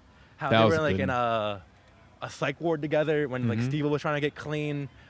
And I think he held his fist out and like Steve-O just ran right into. I think he got cauliflower ear. He was trying to do something, just trying to get cauliflower ear. Steve-O wanted to have cauliflower. He wanted it. I mean, there's a lot of questionable things why does he do it, but he does it anyway. But I mean, he's clean now. That's such a great thing for Steve-O to be clean. And he has a pretty solid podcast. Yeah, I listen to every here and there if there's a guest I like. I love that I still like him, even though he's not on drugs anymore. Because I've heard some artists say, like I've heard Eminem worry, if I get off drugs, will I still have it? Yeah. Will I still have the thing? But I feel like Steve-O still has a lot of the thing. Like I like that. I just like him when I watch him and talking. He seems like a nice, like a cool guy. Genuinely nice guy. He just made a few mistakes. Yeah. New Jackass movie coming out. Oh, I saw that. That's a really. You did? Good. It was it? Yeah. I mean, I find that stuff funny. I have a really, really like kind of childish sense of humor. So, I don't really watch a lot of like what's going on today. I don't really watch like the popular. I never watched Stranger Things. I've never seen it. The only thing I know about it is like the kid with the missing teeth. Kind of the only thing I really know about it. But I watch like cartoons. I watch like Family Guy. I watch The Simpsons. I watch South Park's so funny. I love South Park. Cleveland Show, American Dad. And I like my sense of humor is like there's nothing really that like offends me, so I find like a lot of like things that I shouldn't find funny. Ooh, if you like that kind of sense of humor, there's a podcast called Your Mom's House or Your Mom's Basement. Do you know who Tom Segura is? No, I never. Comedian. Tom Segura and his wife Christina Puth, also a comedian. They have a podcast together, and they will look at the most ridiculous shit on the internet, like the kind of things that they could never show on TV and get away with it. Like how deep the internet gets with that. Yeah, they'll show all that sort of stuff on, and they have great commentary. So I think you might love that show if you watch it. Just throwing that out there. What was it called? Your Mom's Basement? Your Mom's House or Your Mom's Basement. If I remember, I'll send you the link after the show. That's the internet has some crazy shit to see, man. The internet, you can find anything on the internet if you look hard enough. And I haven't dug too deep, but I have a couple. I have one friend in particular I'm thinking of who he'll every now and then go down that. I don't even know how to get there. In all honesty, I know there's a way too. I just don't know how. I mean, I really wouldn't want to know how, but I know you can get like a liver, a heart. Probably. Yeah, the dark web. The dark web. Yeah, that's what the dark web. You can find anything on there. Oh, dude, I heard of this fucked up case where there were a bunch of people that went missing, and on the dark web they were selling like house appliances, like a stool for $12,000, and the stool was called the Nancy, and the names of all these household appliances were the names of the people who went missing. And they were sold for really large amounts of money. So it's like, what are the odds that they're just sending you people? That could be true. What I think is, do you ever see around here is like, like houses, like cheap, like ugly houses we'll buy, like, I think that's trafficking, because no realtor is gonna do that. Who's gonna buy ugly houses for cash, like, or not even a realtor, but just people in general? Okay, I'll try to maybe just to repair them and sell them. Maybe, but elaborate. I'm curious about your theory, though. We'll buy like cheap, ugly houses. And you say trafficking, so they'll keep people in this house. I feel like okay, like here, I'm gonna show you the house. We'll look around. Someone's behind the corner. Boom, they hit you with something, or they give you a cup of water. You don't know what's in it. That's it. I was traveling around the country for a little bit, and when I would stop at rest stops, in pretty much all of them, you would see warnings for like, look out for human trafficking. It's real. And that really changes the feeling you have going into a bathroom at like 2 a.m. You're like looking over your shoulder. Yeah, I'm imagining a hand. Every urinal's next to a stall. I have this paranoia that one day I'm just going to see a syringe slowly appear from under the stall and try to like. There was like a guy like that, called like the Achilles guy who. Oh no! Around Christmas time, he would go under people's cars and he had like a knife, something. He would just stab him and I forgot what he did after. Like, take the presents or like take them or both. The presents. I know it was around Christmas time. He would like stab him and like in the like Achilles so they couldn't stand up. That's some Chucky shit. Oh yeah, that's some Ted Bundy shit. Just for your, there's a fucked up part of me that hopes he was just doing that for people's Christmas presents.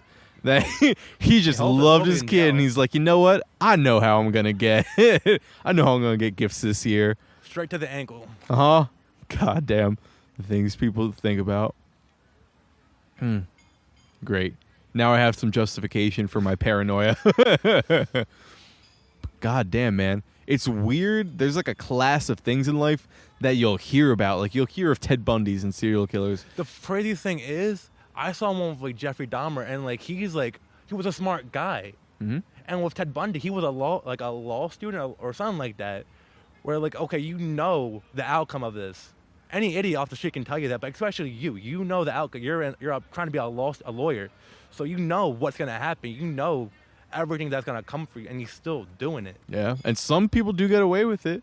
Like you'll hear of the Zodiac killer, where they still don't know who he was, and that's fucking crazy. Because I'm pretty sure he left clues for them he liked the chase. Yeah. He left little clues and puzzles and riddles for them to solve in each of his murders, and they just never found him. That's fucking wild. That could literally just be, as you look around, it could be any one of these people. You don't know. It could be anyone. You never know. It could be me. It could be you. Dun dun dun dun dun. That's like one of my biggest fear in life is going to jail. Yeah? Jail in Wales. In Wales? Yeah, I don't like whales. Like the animal in the ocean? Yeah, I don't. Why? Like a killer whale specific? Any whale in particular? Any whale. I don't like whales because they're so big, and you can be swimming and they're gonna swallow you right up. Yeah. With thousands of gallons of water. And I remember like Finding Nemo where like Dory and like they're hanging on the uvula for like, and they just like drop, and I'm like, that's a big drop, and I don't like drops. Damn, dude. That makes me think. I heard one of the biggest threats for AI being developed isn't that they'll turn into Terminators, like robots that want to destroy humans. It's that they'll advance to a certain point where they'll see humans almost as we view ants. You know, Just like stomp on it and get rid of it. not even that they hate it. It's like, think about the walk through this grass, how many ants we killed. Much like the whale that's just, it opens its mouth and whatever's there, it's just so big it's just gonna swallow them. It doesn't hate you, but if you're there and it's hungry, yeah. And just like the ants we walked by, we don't hate the ants, but we're just so powerful. It happens. Yeah. That's one of the fears of AI, that it'll get to that point where it's like, oh, we just want to develop something on Earth. And, you know, we got to clear out the land real quick before we make whatever this AI superstructure is. Like when we're making a construction site as humans, all the ants we killed just to do that. And whatever else is like down there, worms. I call them roly-polies, the little roller ones. Yeah. Wait, okay. But jail, man. Fuck yeah. Fuck going to jail. It's one of my biggest fears. Jail. I wouldn't wish that my worst enemy. Just, what would be your biggest fear in jail? What isn't the biggest fear in jail? Getting beat up, because I see if someone tries to start something with you and you fight back, you're both SOL. Like you're both making it worse for yourself. Right now you could have more time on your sentence. Now this gang wants to fuck you up, and you're exactly if you're in a gang over like colors, you have beef with a whole. And bunch I of hear different you guys have to don't be know. in a gang. I saw a Family Guy something like that, where like Quagmire joined like MS-13. Yeah. Joe joined like the totally not cops. Yeah. And then Cleveland became Muslim or something like I think so. And then there's just Peter, like, oh, what gang can I join? The Brotherhood? Join the Nazis. That'd be... I've heard of people who weren't Nazis and they went to prison, and since they were white, you just have to. Yeah. If you want to live at all. So we're just... That's so stupid. Just to hate someone on the color of their skin is so stupid. It's weird how convinced someone can be that that's true. And the crazy part is there's kids being like, I think it's more of like a South thing, because I don't really see like, yeah, there's racists here, but they're not like South. I have like Texas, Arkansas, all like that. They're like, you know, die hard like racist, like Confederate fags. Just to hate someone off the color of their skin is the stupidest. You judge a person by the actions of their heart. You don't judge them by their color of their skin. Because there's white people that can be like complete assholes too. Yeah. Yeah. You're just not gonna hate them because they're white.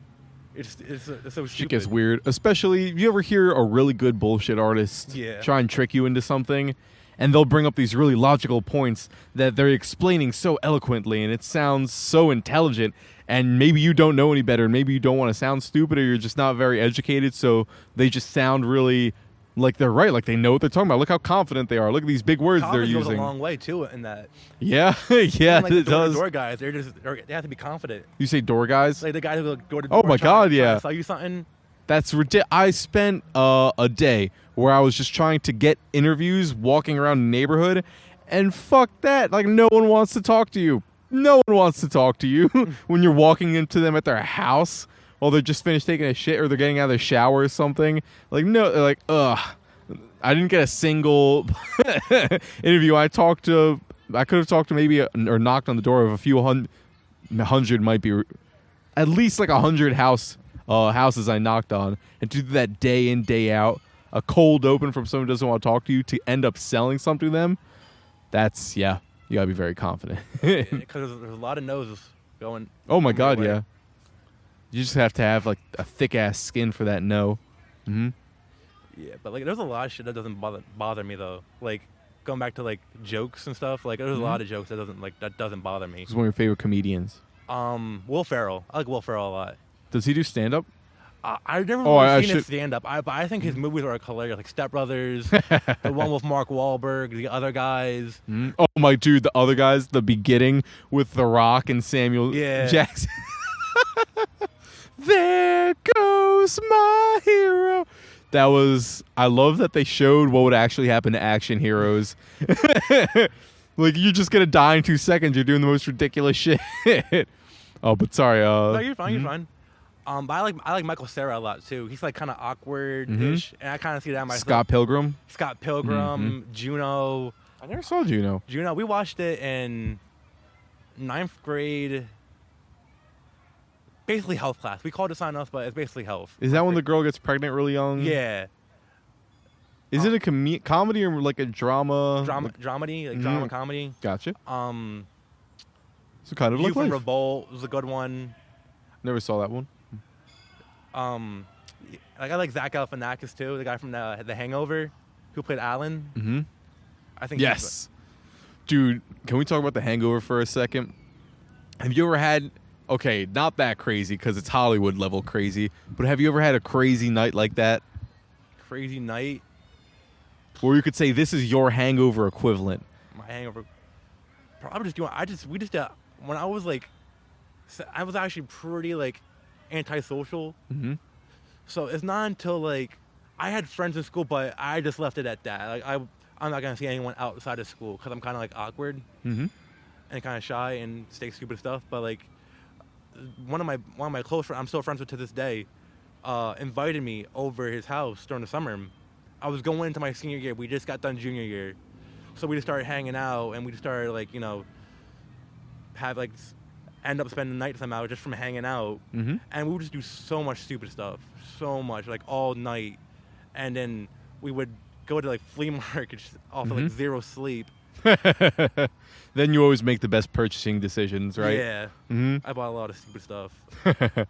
I feel like stoners don't have the hangover days, the hangover stories as much, because they just do so much more chill shit. Like, we're just gonna smoke and, I don't know, play video games or... Eat or just chill. Mm-hmm. Good smoking days, man. Oh, yes. Mhm. Still do them to now. Yeah, ditto. I love that it's finally legal.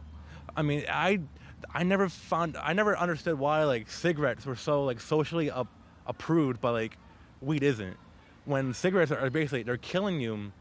They're gonna I forget what the thing in your throat's called. Like when you smoke so much and you get the little like hole right here. Mm-hmm. I forget what that's called, but you can get that. I hate seeing that at nighttime on commercials. It scared the shit out of me. Fair enough. Mm-hmm.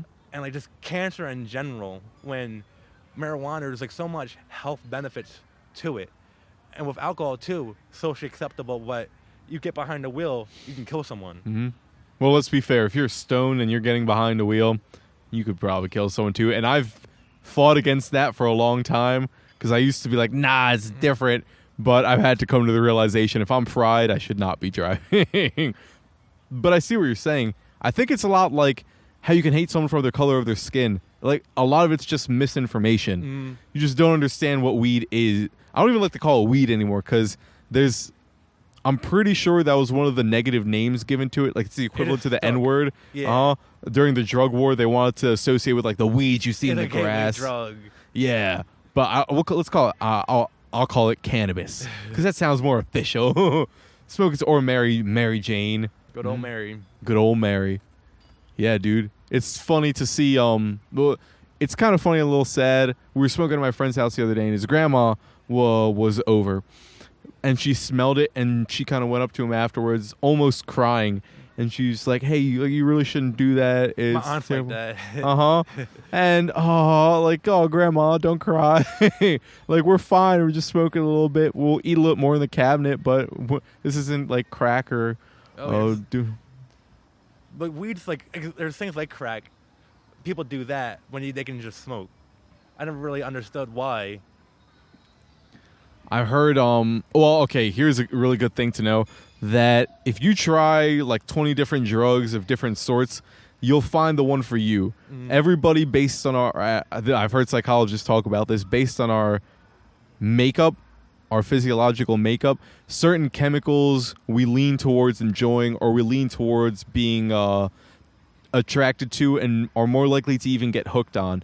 For some people, it could be alcohol. Like, this is the drug, that's their drug of choice. They love this. They wouldn't smoke for a day in their life, but they love that. Some people, it's cigarettes. Some people, it could be coke. And for us, it seems to be largely Mary Jane. Oh, yeah. No alcohol over here, baby. Mm-hmm.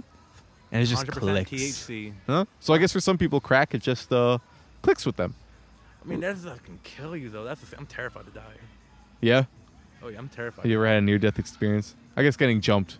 Yeah, it's probably the closest thing to it. Dude, that's so weird. The idea of getting jumped, but the crazy part is, the guy I was with left me, and he was on the wrestling team too. He left me, so I'm getting jumped, stomped on by myself.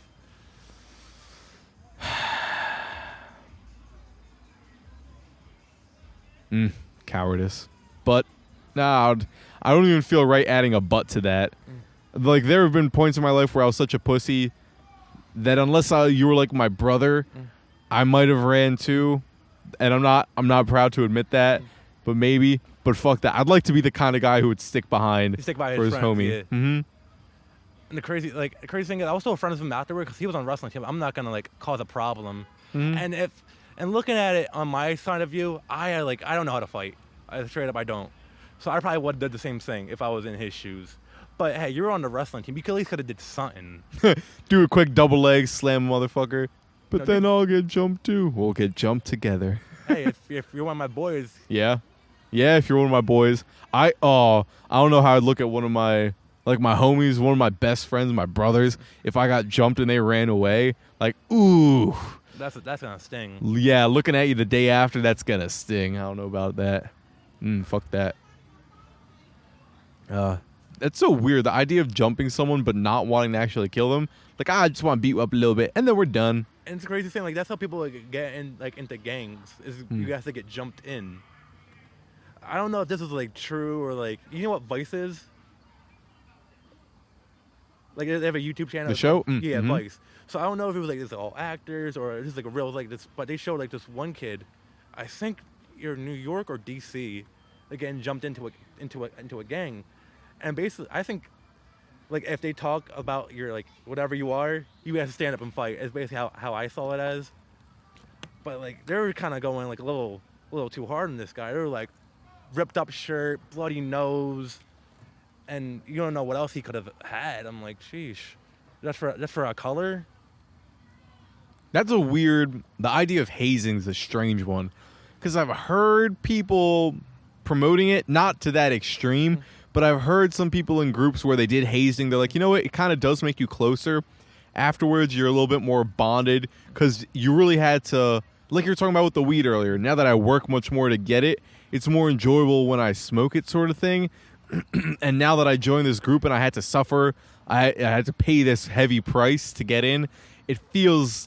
You're a part of something. I think the main thing is like being a part of something. And that's what, like, with Jiu Jitsu, like, I'm a part of something. Like, everyone was like so cool. I can't say nothing bad about anyone there. I just love going every single time. I wish it was open today. On the days that it's not open. Dude, if you ever travel around and you go to, it's not just that school. It's a beautiful school. Maverick BJJ. Fucking go to it if you're in the area. Merchantville, 22 North. It's gonna kill me. North something. Yeah, it's relatively close to areas like Marlton, Sicklerville, things along those lines. But I get the address exactly. Definitely go if you're in the area. Definitely go to Maverick. Definitely go to Maverick BJJ. Me too. I want to work on my judo game. That's because when we're rolling, I'm always sitting down. That's kind of like my I feel comfortable at. So I need to definitely work on my stand up more. Oh yeah, talking about self-defense practicality for a second, I've heard that most people die from slams in street fights. Because think about it, concrete. Right? Yeah, the concrete hits real fucking different as opposed to a pad. I saw this thing today. If you want to learn self-defense, why wait until it happens when you can do it now to prevent it from happening? That's you know what's kind of fucked up? I was training on and off, not very consistently for a few years. I thought I had a little something under my belt. And I thought I was like, oh, I can kind of handle myself in a situation.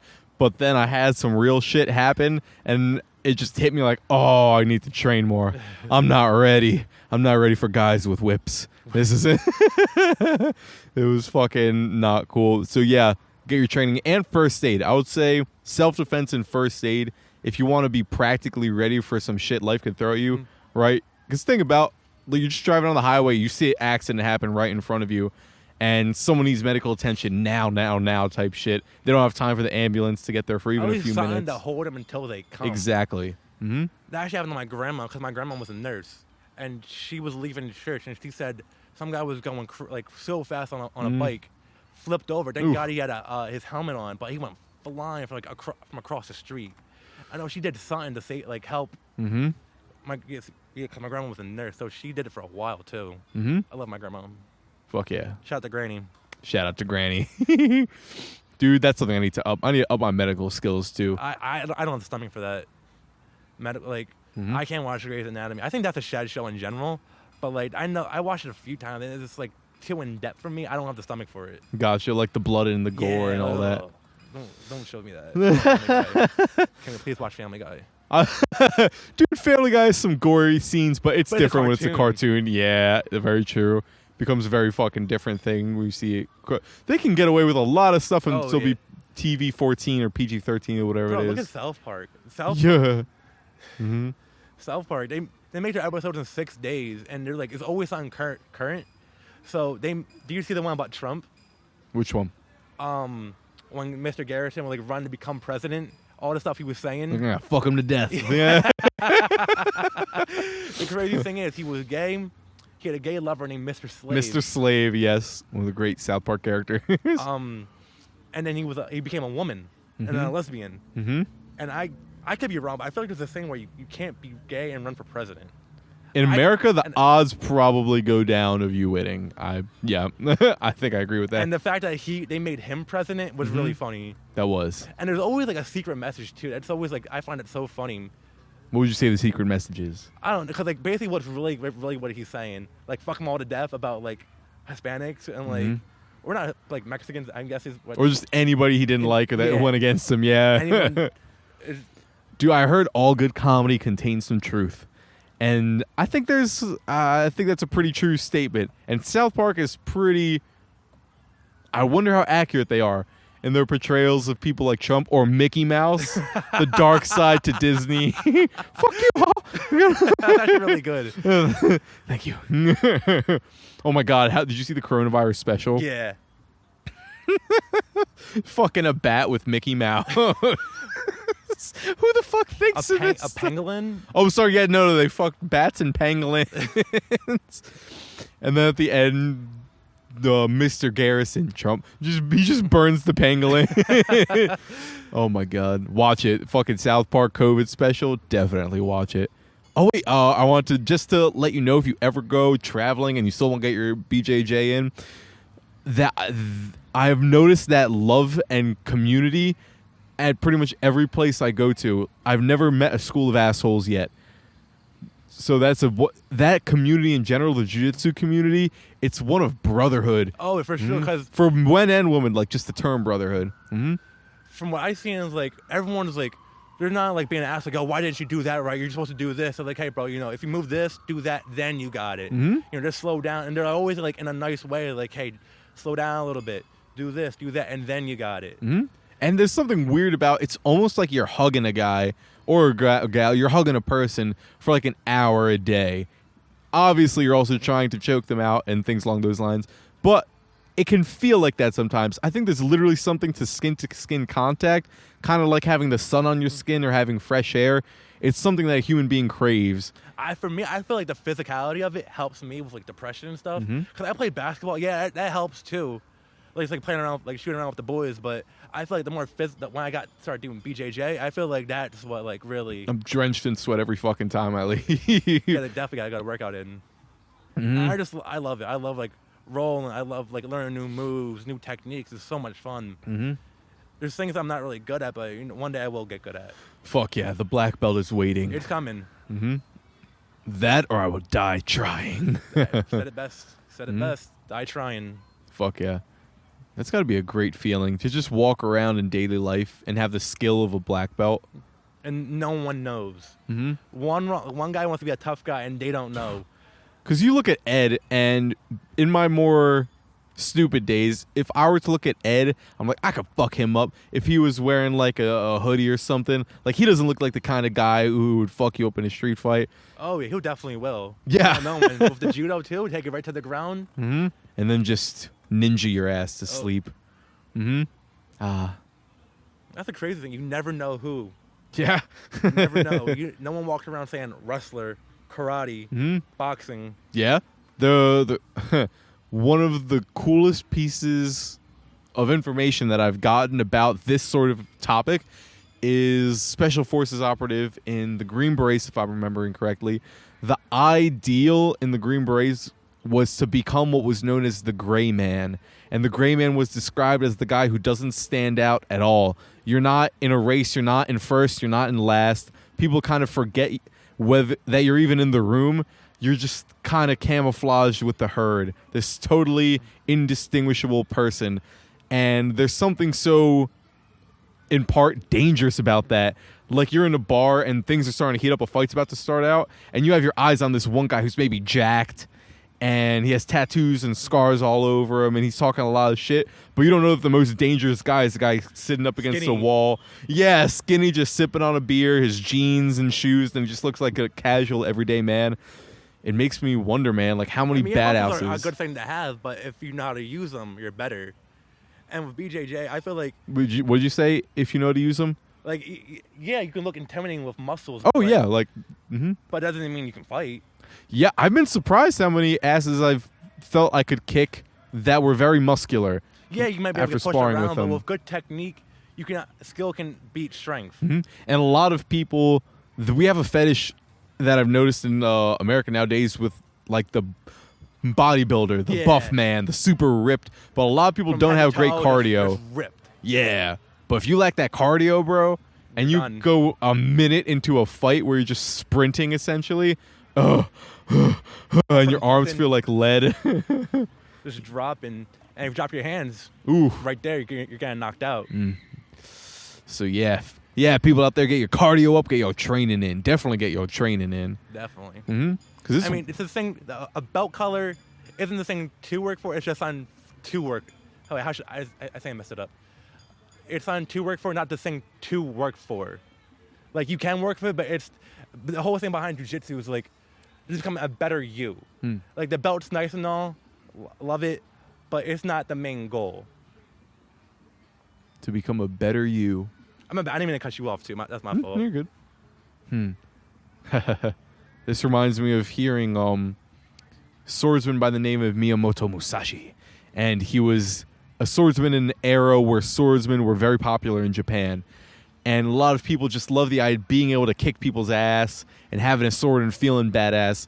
But he saw the sword as the way of the sword as a way to life, as a way to live a good life, and that within that sword and the training that comes along with it and the path of being a samurai, that was actually serving a higher goal of being a good person, living a goal. Call yourself a samurai is what you're trying to say. Like, I kind of like earned it in a way. Like, it's not just about the fighting itself. It's all the skills and principles you can learn there. End up everyday life. Yes, the way he viewed it, and when he viewed it that way, it ended up being a great teacher for all the things he wanted to do in life. And I've heard people say similar things about jiu-jitsu. People like I don't know if you ever heard of Alex Fridman. Great podcast, but his career is in AI, and he works on developing it. But he says the things he learned on the mat in jiu-jitsu he's learned the most about life in the jiu-jitsu mats. And I've heard many other people say that it teaches you the way to lead, I keep saying it, but to lead a good life. And it's strange that you could learn all that if it's taught in the proper way and you view it in the proper way, just by rolling around and wrestling. Yeah. What are some, do you feel like you've learned any useful principles in jiu-jitsu that apply? Patience. Definitely patience. Because I'm not really a patient person. Like, when I expect something in the mail, I want it like ASAP. And especially like become like a better dad. Like, just patience with my son, because he's only 2. So I don't know. Sometimes I can get a little antsy. I kind of want to rush things a little bit. Sometimes I just remember to take a breath and relax. Be present. Yeah, when that part comes, we'll get to that part. Mm-hmm. So we'll just wait and just deal with what's in front of me and take it one step at a time. Mm-hmm. It's like trying to rush a submission. Yeah. Like if I rush it, I'm not gonna have it in right. Mm-hmm. And then I'm SOL. I'm like, okay, I have to figure what's plan B if I mess it up. Mm-hmm. And being able to flow with the unexpected, because that's a huge part of jiu-jitsu. You don't know what the other guy is gonna do. You don't know his moveset. Mm-hmm. And so being able to have that sort of no expectations mindset, I love that as an idea where I'm just perfectly present and adapting to the moment as it changes. Because life is like that a lot. Like, did you expect to have your kid when you had him? No, I had him. I just turned 21. Mm-hmm. I just turned 21 when I had my son. And there was just this. I read a book called, part of it, a book called Black Swan, and this book breaks down the concept of the majority of things that are really important and change your life are unexpected. They're things that you wouldn't plan, and planning still has its importance, but being able to be adaptable, at least according to this book, was even more important, right? Like, you didn't expect to have your kid, but I'm sure it's been one of the most life-changing things. I love him so. He's so funny. He is so funny. Mm-hmm. I love when I get him. That's my boy. That's nothing I wouldn't do for him. Mm-hmm. Can I hear a funny story? He's so funny.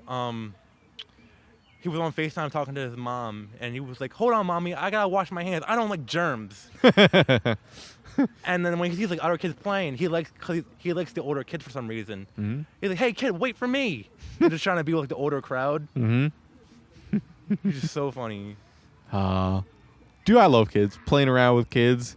They're the fucking I know best. I always wanted kids. But now I'm just like, I just want to be a good dad. I can be the world's biggest piece of shit and everyone can hate me. As long as like my son or like down the line I have more kids. As long as they see me, they're like, that's my dad. Not like, oh, that's my dad. I see, yeah. That like shame or embarrassment of like, Yeah. oh. Like, that's my dad. But no, like, fucking, I'm proud. I'm happy you're my dad. Yeah. And I love you. What do you think are some of the most important traits to be a good dad that you've noticed? Just being there and trying. As long as you try, everything is not gonna be picture perfect. Like how it's like, father son throwing football. Cause I don't like football. I didn't do that with my dad. Mm-hmm. I didn't like baseball. Mm-hmm. So it's just trying. Just try. And some things are gonna work and some things aren't. It's just, and even in life, it's like some things are gonna work and some things aren't. Mm-hmm. There is something about when you actually open your eyes up to doing your best and like, this is what I want. I'm actually gonna aim for it. There's a good chance you're gonna stumble a lot, right? Yeah. But when you start to catch a stride and you start to learn how to groove, you feel it, mm-hmm. and it just happens. Some things just happen for a reason. Yeah. Personally, for me, I'm not a person to bring in like religion, but like, I believe that there is a God. Mm-hmm. So I feel like God gives us things that we can't handle. It might seem like something, and maybe every once in a while it seems like we can't, and when it's something really big, but I feel like there is a way that we can handle it. That's one hell of an idea, man. I wrestle with that a good bit. The idea of like Jesus, right? Jesus. Man, if I don't mind me asking, do you believe that there's a God? Yeah, but I have a weird definition of God. When I think God, I define it as everything. Like the universe? It's the collection of the universe, the nothingness inside the universe. If there's a multiverse, all the multiverse, like everything within it. Us, we're a piece of that. Our thoughts, our desires, the future and the past, all that is wrapped up. And whatever that is, I consider that God. Mm-hmm. I mean, that's just me though. I'm not like that person like, oh, push it, like those kind of, because those guys are just freaking weird. But yeah, that's like, I don't know. I always believe that there is a God because I think there is. How do you view God? I mean, this is the stuff I was always taught, and I know people go back and forth with God and Jesus being like in the Middle East, so we can't have like white skin because you're that close to the equator, I believe, and so it's pretty hot there. So like him with like long hair and a long beard and white skin. It's just the way I always seen it. I mean, he can be black for all I care. He can be purple. Mm-hmm. I should say not literal his image and how he views, but Damn, this is a weird question I'm trying to form here. Wait, but before we do that, there was something. Oh, yeah, the idea of Jesus, the idea of I have experienced some of the worst, if not the worst, suffering imaginable. My best friend betrayed me. My other followers didn't really stand up to fight for me when they could have. I'm getting put to death, but I haven't done anything wrong, and pretty much everyone knows I haven't done anything wrong. And maybe over top of all that is that God is allowing this to happen. His only son. Yeah, and you are making this in a, I don't know about making, that could be debated, but that could put aside for a second. You made a world in which you knew this was going to happen, and you're allowing this to happen. Like, how the fuck? But he had all that happen, and yet he still lived a good life, still persevered. Still like a good man, people respected. Mm-hmm. What you were saying earlier, that you're never, the idea that you're never given a challenge you can't handle. And look how that came up. Look how he came out of that in the aftermath. People praise him. Yeah? Oh, did it get you in the eye? Yeah. Oh, that's the worst. Good to go. Yeah. And the fact that he was, the idea of being resurrected, whether or not you take that as literal coming back from the death, I look at it almost as symbolic. Like when you accept your suffering, like he did it willingly, because he could have ran away. He knew it was going to happen, but he chose to go into it. So he chose to go into the suffering, combined with, even though he did question God at times, he ultimately had faith that it was worth it, that it was good, even though he was going through all this pain, and that he was reborn after going through that process. I see that almost symbolic. Like, if you can accept that in your own life, because we're all going to experience great suffering. Unfortunately, that's the way the life just is. There's always going to be a great pain that's challenge in front of us. Mm-hmm. And then maybe there's something to doing it willingly and having faith that it's good and worthwhile. Then you get reborn, so to speak, as this better version. Because, I don't know. Does that kind of make sense? Yeah, I understand what you're saying. Mm-hmm. Like, there's a new you. You're still the same you. It's just a new version of you. Yeah, and maybe you've gotten past the suffering somehow when you've accepted it. That's It reminds me of Star Wars so much. Tell me, please. So I watched the Kenobi series. Ooh, I heard it's really good. Really good. Do you like Star Wars? Mm-hmm. I haven't liked the recent movies, but I like Star Wars overall. I'm a fan. So it's just like the prequels. I hate when people hate on the prequels because it connects all the dots. Is prequels Like episode 1, 2, and 3? Is that with Qui-Gon Jinn? Oh yeah, that's my favorite Jedi of all time. Qui-Gon Jinn, Yeah. Liam Neeson. Yes. Favorite of all time. If the Star Wars world was real, that's definitely my go-to. But Liam I Neeson. love the bad guys though. I wish I could be a bad guy. Oh, fucking, what's his face? The horns out of his head? Darth Maul? Darth Maul. Oh, he's still alive. Oh, yeah? Yeah, on Clone Wars TV. Yes, he had the robot legs, right? Yeah, and he has a brother. Mm-hmm. I wasn't sure if that was canon or not. The But whole canon legend stuff gets me so confused, but I still, either way, I'm watching it. fuck yeah. Oh, I heard, what I saw, The Mandalorian was also very good. I love The Mandalorian. But wait, okay, sorry, I cut you off. Kenobi. So, how this was like Qui-Gon Jinn, how he keep asking like Qui-Gon, like, hey, can you, like, I need your help, like what do I do here?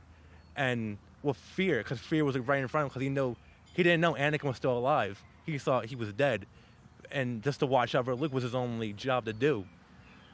But he finds out he's alive, and like he looks like he's about to shit himself. And he's like, he's still alive. I thought I killed him. Like so much fear was in his face. Mm-hmm. And Like, then, oh, fuck, Anakin's going to be coming for me now. Yeah, because there's so much rage, there's so much anger in him, is what led him to the dark side. And they do fight a couple times, but in the last episode of the season, he wasn't afraid. Like, all right, I have to do this one way or another, so let's just get it over with. And he faced fear right in front of him, and he took it head on. And then Qui-Gon comes to him like, I was always here. You just weren't ready to see me yet. I was always here, you just weren't ready to see me yet. I feel like that's like, in a way, like God, like he's here. He's always gonna be around us. We're just not ready to see him yet until it's our time. Interesting. That syncs up very strangely with. Do you ever hear of DMT? DMT? What do you mean? It's a drug called DMT. I've never heard of it. it's when you're dreaming, the thing that creates those hallucinations of your dreams, that's in part the chemical DMT in your brain. And people find ways to extract that. There's some toads that can like secrete toads versions and of all it. Or they'll take off the thing and you can smoke maybe their poison or some of their oil, something along those lines. People can extract it. Apparently it's in many plants if you just know the way to extract it. Anyway, and I smoked that. I was guided by like shamans. It was this whole weird, cool, very incredible experience. But I reached the point where I was feeling, and for somehow I understood what you're saying, that God's always here, but sometimes you're just not, for whatever reason, willing or wanting to see it. And he's gonna make a decision. You can't. There's no part until you do it. Choice. And Star Wars is just a good movie and shows in general. I love Star Wars. Agreed. And it's cool to think of the old biblical texts and a lot of religions in general as fairy tales. And I don't mean that in an insulting way. I mean that as in these were stories that have been passed down. These were the things you would read to your kids as they're going to sleep. And if you ever read or listen to these stories and not thinking about them as these sacred texts, they're really interesting stories. Like the one about Jesus. Like if that was a TV show, I'd watch it. Oh yeah, my son's name's Jeremiah, and Jeremiah was in the Bible. Mm-hmm. I mean, I don't really know. I want to learn more about even like other like versions of other people's God, like Allah. Mm-hmm. Or is Allah and Muhammad the same thing? Would you I happen to know? don't know. Like stuff like that. I want to learn more about other people's religion because I just don't know. And like Buddhism, I know some people take it as a kind of a spiritual thing. Some people take it as like as a religion. In Buddhism, talking about the suffering thing, I was talking to a monk the other day, and he was describing the path that there's. I don't remember exactly, but there's the 4 truths. I'm gonna get the specifics wrong, but one is that life is suffering, and then 2 is understanding suffering, and then 3 is I forget 3. But at a certain point, you're moving past suffering, and then there's enlightenment. Because if you stay in suffering, you're just gonna be suffering yourself even more. Why would you put your foot back in the bear trap once you got it out? That's a good one. Because sometimes suffering is useful. In a way. Yeah, but then there are times like a bear trap, like it's just stupid to put your foot back in the bear trap. To be freed from suffering. Star Wars, the Force, the way. Yoda. I like Yoda. I like Yoda, Grandmaster Yoda. I could see myself getting a tattoo of Yoda. Yoda's one hell of a guy. Trained Mace Windu. Oh, Samuel L. Jackson. Yeah. And trained Count Dooku. I love Dooku. That would definitely be my choice. Either Qui-Gon or Dooku. Fuck yeah. Is Dooku He had like the curb saber. Yes, yeah. Oh, General what's his face? With the forearm? robot, the four. Oh my General god. Grievous? He was one of my favorites to watch fight. I love the way how he got that cough is like from the Clone Wars. So like it always connects together because they'll do things in between movies. So what leads into the movies. So in a way, you kind of have to watch everything, kind of like Marvel and like DC. I mean, my girlfriend's really into that, but personally, I'm not a big superhero guy. But I like the aspect of them. I think they're cool that they have these powers. But for me, it doesn't do anything. I think Spider-Man's cool. I think it'd be like a lot cooler if he had like a poison powder. But it's still cool. But it's not really my cup of tea. It was always more towards Star Wars. These guys with like swords and trying to protect the peace. With that in mind, I'll ask you a kind of ridiculous question. What do you think the meaning of life is? Life? That's a good question. Because I asked someone this before. I asked a therapist this. I said, what's the meaning of life if one day everything I've ever worked for is just going to go away? And it's what you make of it. So if it's the way you want to be remembered. So for me, I want to be remembered as a good man, as a good father to my son, to my kids, if I have more, a good husband, and just a good friend, a good brother to my sisters. Because everyone messes up. Unfortunately, we all mess up one way or another. So nobody can be perfect in this world. But it's just the way you want to be remembered. So that's the way I want to be remembered. It's just as a good man, as a good father, as a good boyfriend, husband, a good son, a good brother. And with that in mind, what do you think are some of the key pieces to being good? Just being there. Like if one of my boys needs help, I'm gonna help them. If I have it and I can do it, I'm gonna help you. Cause with friends, there's bad friends. Everyone had a bad friend. Would you rather have 4 quarters or 100 pennies? I'll take the 4 quarters. Over 4 solid guys I can call my friends, over guys just coming in and out of my life, hitting me up every once in a while. Then when I can be loyal to the 4 guys I've been friends with for X amount of years. Loyalty, being there in the moments of need. Not just in the good times, not just fair weather friends. You gotta be there for the bad times. And that's what friends are for. That's where I'm always gonna try to be there for my friends. The few that I have, I'm gonna try to be there for my sisters. Of course, I love my sisters to death. There's nothing I wouldn't do for both my sisters. So as long as I'm a good, that's why I think, just being there. Just being to your full extent, just to be there and try your hardest. Even just to try. At least you're trying. Because you can't say you didn't. And when the outcome doesn't go your way, you tried the best, it just didn't go your way. Yeah. Fuck yeah. Do you think everyone does their best? No, obviously not. Because like with kids, there's a lot of dads, unfortunately. So a lot of dads get the bad rap as not being there in their kids' lives. Yeah, it could be a two-way street with the mom and all, but cause it's just a cycle that repeats themselves. Their dad wasn't there. They didn't try with them, so they're not gonna try with theirs. I'll say a little differently. Do you think everyone's trying to live their best life? I mean, it's whatever their life wants to be. So how would you want your life to be?